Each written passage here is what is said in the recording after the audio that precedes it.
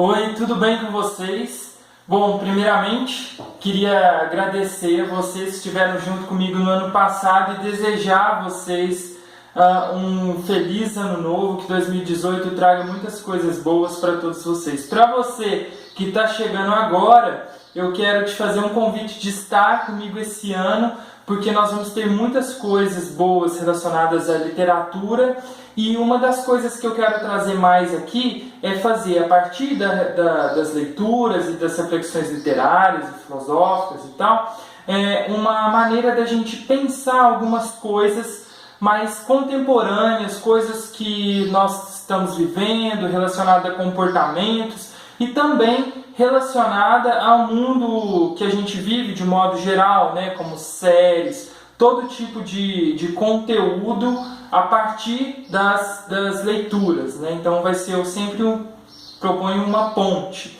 Eu espero que vocês gostem. Para começar hoje, eu queria trazer para vocês meu autor preferido, que é o Marcel Proust. Esse é o 7º volume do romance Em Busca do Tempo Perdido. É um romance composto por 7 livros em que, basicamente, o personagem principal, chamado Marcel, pensa se vai ser um escritor ou não, e aí ele vai evoluindo esse pensamento, essa consciência dele sobre isso, que é a grande coisa que faz sentido na vida, pelo menos na vida dele, né? E na minha também, imagino que na de vocês, que é a literatura. Bom, nesse livro, no início desse livro, o Marcel faz uma reflexão muito interessante a partir de um personagem que é o Saint-Loup. O que acontece? O Marcel começa a pensar, a partir do Saint-Loup, que as relações sociais elas são muito frágeis e muito artificiais de alguma forma. Por quê? O Saint-Loup, ele é um cara que é soldado, e até o 6º livro, mais ou menos, o Marcel achava que ele era heterossexual, e ele é casado com, agora, no 7º livro, eu acho que clássicos não tem problema dar spoiler, então eu vou falar. Se você tem interesse de ler e quer se poupar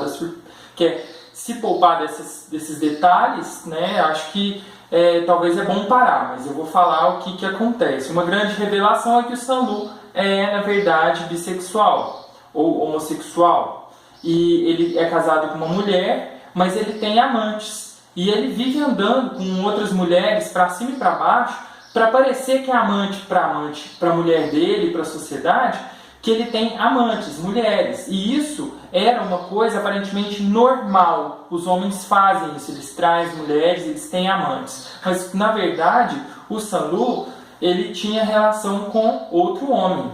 Então, ele era um homossexual embustido. A reflexão sobre as relações sociais que o Marcel Proust faz, e que eu acho muito interessante, é a seguinte: que duas pessoas podem falar que sabem o nome da amante de X e dizerem nomes diferentes e estarem ambas corretas. Por quê? As relações sociais elas são muito frágeis. Ao mesmo tempo, elas não são excludentes. Uma relação não exclui que uma pessoa tenha relação com outra. Além disso, né, nesse momento que ele faz essa reflexão, ele diz que as mulheres que amamos não nos completam totalmente. Ou seja, ele questiona também, pensa bem, hein, no começo do século XX, o Proust escreve entre 1908 e 1922, até antes de morrer. O primeiro livro é publicado em 1913, então pense. No começo, na Paris do século XX, do século passado, o Proust já estava questionando todas essas relações sociais que parecem tão imponentes e sólidas, e na verdade elas são muito frágeis, né?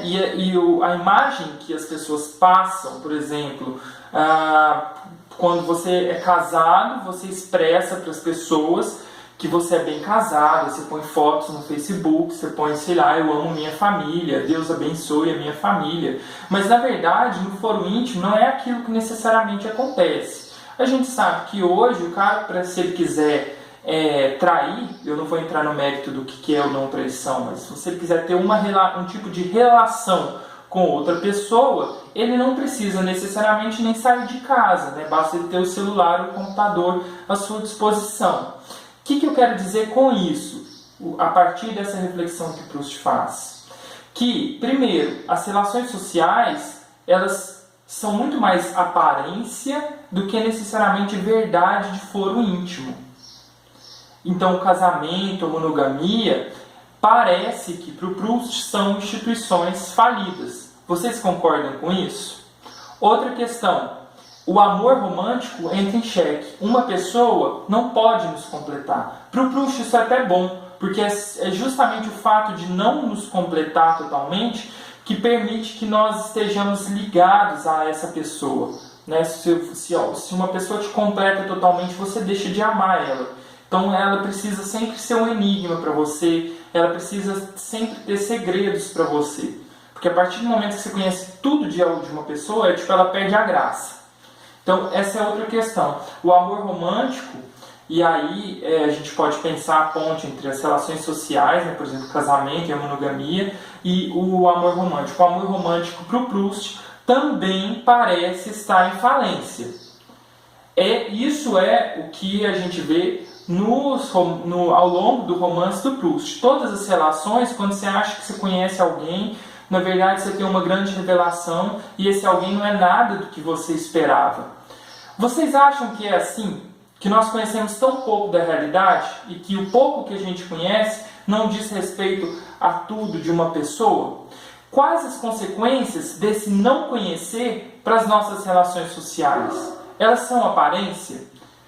As nossas relações sociais são verdadeiras ou elas são muito mais um conto para inglês ver, né? Para usar uma expressão, uma piada para inglês ver? O que vocês acham a respeito? Isso é o que eu gostaria de trazer nesse nosso primeiro vídeo de hoje, essa relação entre como Proust pensa as relações sociais. E eu queria também pedir para que vocês ativem o sininho para quando eu colocar o vídeo, vocês já conseguirem visualizar o vídeo mesmo antes de que eu divulgue nas redes. Muito obrigado a todos vocês que estão comigo, que estiveram comigo no último ano, e eu tenho certeza que esse ano vai ter muitas coisas legais para a gente conversar, para a gente trocar uma ideia juntos. É isso que eu queria deixar por hoje. Valeu!